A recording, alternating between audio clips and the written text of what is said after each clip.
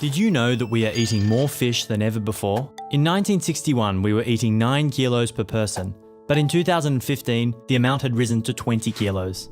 And we always eat the same kinds: salmon, tuna, tropical prawns, cod, and little else. In many countries, eating fish is a necessity, since it's the only accessible source of protein. In richer countries, people are eating more fish for dieting purposes, or simply because it's fashionable. The global south is exporting more and more fish to the global north. So what lies behind the fish we eat? Until the 1950s, fishing boats were small and techniques were sustainable and selective. Today, huge factory ships with drag nets and radar systems are destroying the ocean floor and biodiversity. A third of the world's fishing resources are overexploited, and 60% are at the limits of sustainability. Much of the fish that we eat comes from farms, which do not constitute an alternative because they cause pollution and because farmed fish eat other fish. To gain 1 kilo of weight, a salmon eats up to 5 kilos of wild fish. Fertilizers, radioactive waste, oil, and plastic all end up in the sea. There are even 5 plastic islands in the oceans, one of them the size of France.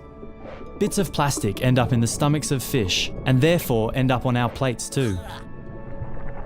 Due to climate change, the oceans are warming and acidifying, while sea levels are rising and threatening coastlines. Things must change, and they can. With its Slow Fish campaign, Slow Food is building a network of fishers, consumers, activists, researchers, and chefs who are all working to save artisanal fishing and promote responsible consumption. Slow Food is working with small-scale fishers from all over the world, promoting so-called poor, relatively unknown fish, and defending the biodiversity of oceans, lakes, and rivers.